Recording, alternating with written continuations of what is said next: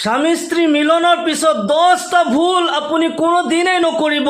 এই 10টা ভুল যদি আপনি কৰে তেন্তে আপনি 3টা মহা বিপদত পৰিব।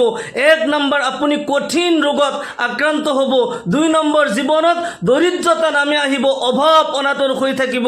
3 নম্বৰ আপোনাৰ জীৱনত বালা মুসিবত পেৰেশানি আহিব, জীৱন অশান্তিময় হৈ যাব।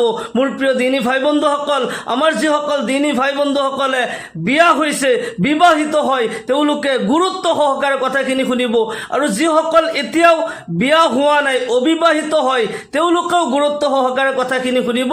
আপুনি শিকি ল'ব যাতে আপোনাৰ যেতিয়া বিয়া হয় আপুনি যাতে এনেকুৱা ভুল নকৰে। মোৰ প্ৰিয় দিনী ভাই বন্ধুসকল, আপুনিতো আপোনাৰ জীৱনত বহুত কিছু শিকিছে, বহুত কিছু আপুনি ষ্টাডি কৰিছে, কিন্তু যদি আপুনি ইছলাম সম্পৰ্কে আপোনাৰ লাইফত আপুনি কেনেকৈ চলিব লাগে, আপোনাৰ ঘৰুৱা জীৱন আপুনি কেনেকৈ অতিবাহিত কৰিব লাগে, যদি আপুনি এইখিনিয়ে নিশিকিলে তেতিয়াহ'লে আপোনাৰ জীৱনৰ কোনো অৰ্থই নাথাকিল। মোৰ প্ৰিয় দিনী ভাই বন্ধুসকল, স্বামী স্ত্ৰীৰ যিটো বন্ধন, যিটো সম্পৰ্ক, এই সম্পৰ্ক জান্নাতি সম্পৰ্ক হয়। বিয়া নোহোৱাকৈ মানুহৰ জীৱন আধৰুৱা হয়, জীৱনত পূৰ্ণতা নাপায়। সকলোৱে বিয়া হ'বই লাগিব। স্বামী স্ত্ৰী ইজন সিজনৰ কাৰণে ইমানেই জৰুৰী হয়। আল্লাহ ৰব্বুল আলামিন কোৰআনে কাৰিমত এইদৰে ইৰশাদ কৰে, হুন্না লিবাসুল লাকুম ওয়া আনতুম লিবাসুল লাহুন্না। তেওঁলোক তোমালোকৰ পোছাক আৰু তোমালোক তেওঁলোকৰ পোছাক স্বৰূপ হয়।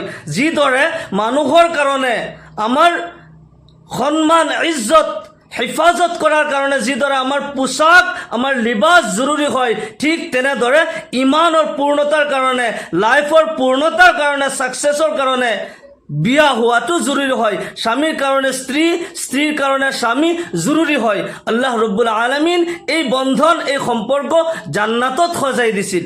সুবহানাল্লাহি বিহামদিহি। স্বামী স্ত্ৰী যেতিয়া ইজনে সিজনক ভাল পায়, মহব্বত কৰে, আল্লাহ ৰসুল জনাবে মুহাম্মদুৰ ৰাসূলুল্লাহ সাল্লাল্লাহু আলাইহি ওয়াসাল্লামে কয়, স্বামী স্ত্ৰী ইজন সিজনৰ ফালে যদি মৰমৰ নজৰে চাই, মিচিকিয়াই হাঁহে, আল্লাহ ৰব্বুল আলামিন সেই স্বামী স্ত্ৰীৰ প্ৰতি খুশ হৈ যায়, ৰাজি হৈ যায়। আল্লাহ ৰব্বুল আলামিনে সেই পৰিয়ালত, সেই সংসাৰত বৰকত দিয়ে, ৰহমত কৰে। স্বামী স্ত্ৰী যদি ইজনে সিজনক মৰম কৰি যদি ইজনে সিজনৰ হাতত ধৰে, ৰাসূলুল্লাহ সাল্লাল্লাহু আলাইহি ওয়াসাল্লামে কয়, আল্লাহ ৰব্বুল আলামিনে সেই স্বামী স্ত্ৰীৰ সেই হাতৰ সগীৰা গুনাহসমূহ মাফ কৰি দিয়ে। সুবহানাল্লাহ। আল্লাহ ৰব্বুল আলামিনে ভাল পায় যেতিয়া স্বামী স্ত্ৰী ইজনে সিজনক মহব্বত কৰে, মৰম কৰে। স্বামী স্ত্ৰী ইজন সিজনৰ কাৰণে বহুত জৰুৰী হয়। বিবাহ নোহোৱাকৈ ইমানৰ পূৰ্ণতা নাপায়, জীৱনৰ পূৰ্ণতা নাপায়। কিয়নো আল্লাহ ৰব্বুল আলামিন যেতিয়া হযৰত আদম আলাইহিস সালাতু ওয়াস সালামক সৃষ্টি কৰি জান্নাতত দিয়ে, আৰু জান্নাতত কোনো নাজ নিয়ামতৰ, কোনো খোৱা খাদ্যৰ, আৰামৰ কোনো কিছুৰে অভাৱ নাই। আল্লাহ ৰব্বুল আলামিন হযরত আদম আলাইহিস সালাতু ওয়াস সালামক জান্নাতত দি দিলে। তেওঁ যি ইচ্ছা খায়, য'তে ইচ্ছা আৰাম কৰে, ঘূৰা ফুৰা কৰি থাকে, কিন্তু মনত যেন এক ধৰণৰ অশান্তি, জীৱনটো পূৰ্ণতা নহয়। আল্লাহ ৰব্বুল আলামিনে যি আদমক সৃষ্টি কৰিছে তেওঁৰ অন্তৰৰ কথাও জানে, আদম কিয় অশান্তি হয়।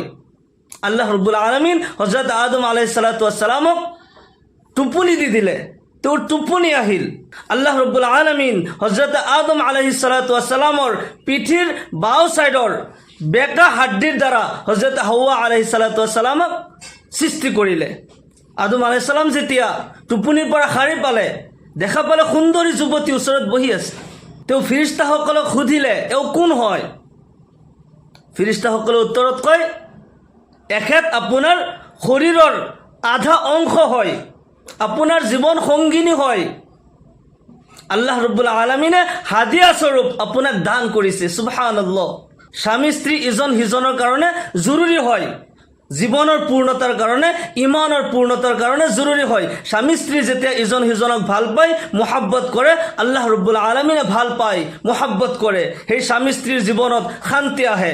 স্বামী স্ত্ৰী মিলনৰ সময়ত যি 10টা ভুল কৰিলে জীৱন অশান্তিময় হৈ যায়, কঠিন ৰোগ হয়, জীৱনত অশান্তি নামি আহে, দৰিদ্ৰতা নামি আহে, জীৱনত কোনোদিন উন্নতি নহয়, আল্লাহ ৰব্বুল আলামিন পৰ্যন্ত নাৰাজ হৈ যায়। তাৰে সৰ্বপ্ৰথম ভুল হৈছে স্বামী স্ত্ৰী যেতিয়া মিলন হয়, সহবাস কৰে, তেতিয়া সম্পূৰ্ণ উলংগ হৈ সহবাস কৰিব নালাগে, সম্পূৰ্ণ উলংগ হ'ব নালাগে।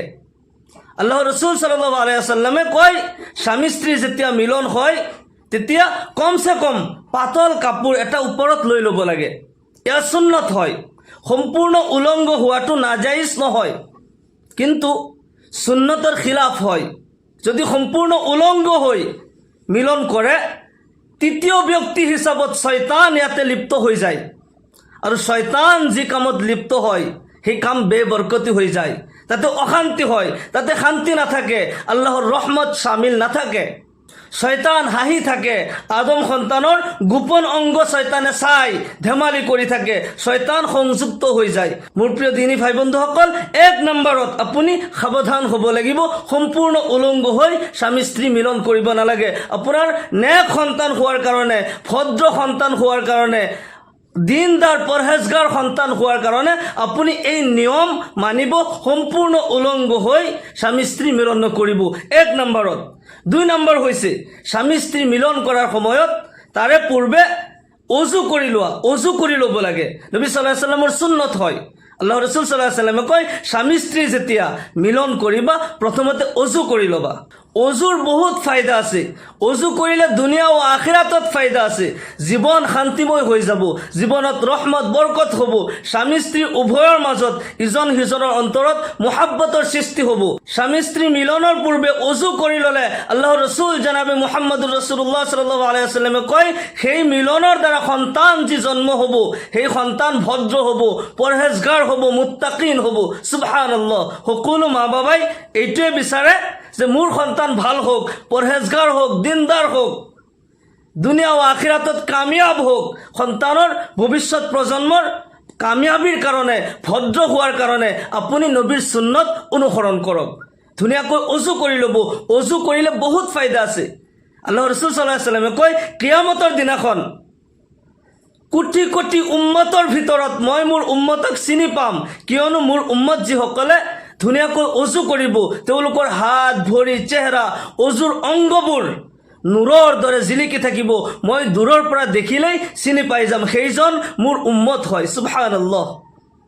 সেইকাৰণে অজু কৰি ল'লে বহুত ফায়দা আছে।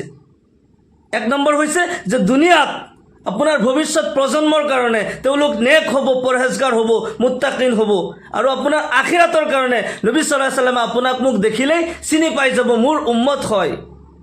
আৰু যি অংগত আপুনি অজুৰ পানী লগাইছে, অজু কৰিছে, এই অংগ আল্লাহ ৰসুল সাল্লাল্লাহু আলাইহি ওয়াসাল্লামে কয় জাহান্নামৰ জুয়ে জ্বলাব নোৱাৰে। সুবহানাল্লাহ। সেইকাৰণে স্বামী স্ত্ৰীৰ মিলনৰ পূৰ্বে অজু কৰি ল'ব, এই ভুল নকৰিব, এইখিনি গাফিল নহ'ব। সকলোৱে এই কথাটো নোট কৰি ল'ব। 3 নম্বৰ হৈছে যে স্বামী স্ত্ৰীৰ মিলনৰ পূৰ্বে বিসমিল্লাহ পঢ়ি লোৱা, বিসমিল্লাহ পঢ়া। আল্লাহ ৰসুল সাল্লাল্লাহু আলাইহি ওয়াসাল্লামে কয়, কুল্লু আমৰিন জিবালিন লাম ইউবদা বিবিসমিল্লাহি ফাহুয়া আকতা আও আজজাম। প্ৰত্যেক ভাল কাম, স্বামী স্ত্ৰীৰ মিলন নেক কাম হয়, ভাল কাম হয়। প্ৰত্যেক ভাল কাম যিটো বিসমিল্লাহৰ দ্বাৰা আৰম্ভ কৰা নহ'ল, আল্লাহৰ নামৰ দ্বাৰা আৰম্ভ কৰা নহ'ল, সেই কাম আধৰুৱা হয়, সেই কাম বেবৰকতি হৈ যায়, তাতে শয়তানৰ হাত থাকে, শয়তান তাতে সংযোগ হৈ যায়, সেই কাম বেবৰকতি হৈ যায়, তাতে কোনো শান্তি নাথাকে, ৰহমত বৰকত নাথাকে। ইয়াতে আৰু এটা দোয়া আছে, আল্লাহ ৰসুল সাল্লাল্লাহু আলাইহি ওয়াসাল্লাম শিকাই দিছে, সেই দোয়াটো পঢ়ি ল'ব লাগে। বিসমিল্লাহি আল্লাহুম্মা জান্নিবনাশ শাইতানা ওয়া জান্নিবিশ শাইতানা মা রাযাকতানা, আল্লাহুম্মা জান্নিবনাশ শাইতানা ওয়া জান্নিবিশ শাইতানা মা রাযাকতানা। এই দোয়াটো পঢ়ি ল'ব লাগে। আৰু এই দোয়াটো নোৱাৰিলে কমসে কম আপুনি বিসমিল্লাহ পঢ়ি ল'ব। বিসমিল্লাহ পঢ়িলে সেই কামত আল্লাহ তাআলাই বৰকত দিব। এই মিলনৰ দ্বাৰা যি সন্তান ভূমিষ্ঠ হ'ব, যি সন্তান আল্লাহ দান কৰিব, নেক সন্তান দান কৰিব, পৰহেজগাৰ সন্তান দান কৰিব, নেক আৰু সালেহ সন্তানৰ কাৰণে, আপোনাৰ ভৱিষ্যত ভাল হোৱাৰ কাৰণে, জীৱনৰ শান্তিৰ কাৰণে আপুনি এই আমল কৰিব।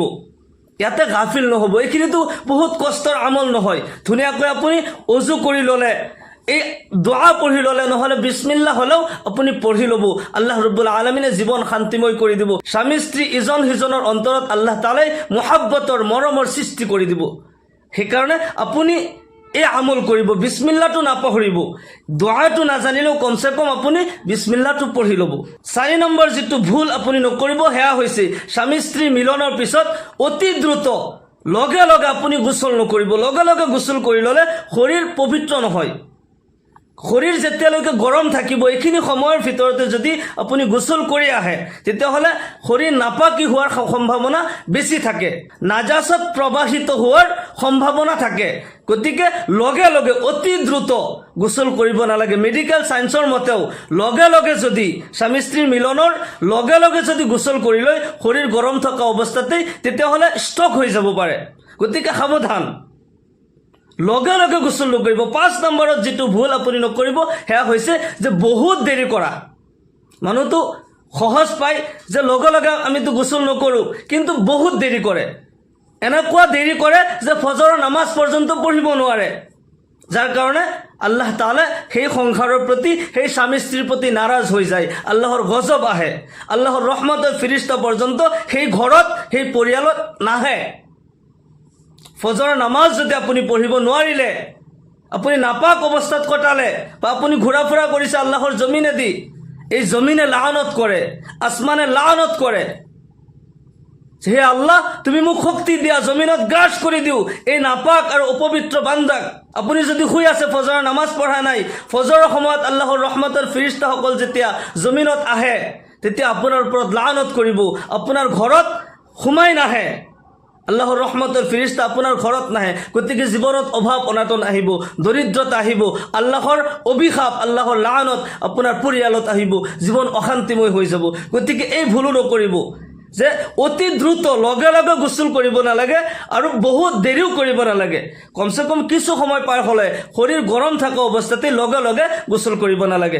কিছুমান অলপমান সময় ৰেষ্ট কৰাৰ পিছত গোচল কৰিব, যাতে ফজৰৰ নমাজ কাজা হৈ নাযায়। যে আপুনি নাপাকি অৱস্থাতেই ফজৰ পৰ্যন্ত পাৰ কৰি দিলে, 8টা-9টা বজাত আপুনি টোপনিৰ পৰা উঠিলে। 6 নম্বৰত কোৰআনৰ আয়াত তিলাৱত কৰা, কোৰআন পঢ়া বা কোৰআন চোৱা। কোৰআন হাতেৰে লাৰিবও নোৱাৰিব, কোৰআন পঢ়িবও নোৱাৰিব। কোৰআনৰ কিছুমান দুআৰ আয়াত, যেনেকা ৰব্বানা আতিনা ফিদ দুনিয়া হাসানা ও ফিল আখিৰাতি হাসানা ও কিনা আযাবান নাৰ, কোৰআনৰ যিসমূহ দোৱাৰ আয়াত আছে সেইবোৰ দোৱা হিচাপত আপুনি পঢ়িব পাৰিব, আল্লাহ আল্লাহ জিকিৰ কৰিব পাৰিব, কিন্তু কোৰআন পঢ়িব নোৱাৰিব, কোৰআন চুব নোৱাৰিব। 7 নম্বৰত মছজিদত অৱস্থান কৰিব নোৱাৰিব, মছজিদত প্ৰৱেশ কৰিব নোৱাৰিব। মছজিদত নাপাকি অৱস্থাত সোমোৱাটো, ইয়াতে অকল স্বামী স্ত্ৰী মিলনে নহয়, যিকোনো প্ৰকাৰে যদি নাপাক হয় অপবিত্ৰ অৱস্থাত মছজিদত সোমাব নোৱাৰিব। 8 নম্বৰত আপুনি কাবা শৰীফত তাৱাফ কৰিব নোৱাৰিব।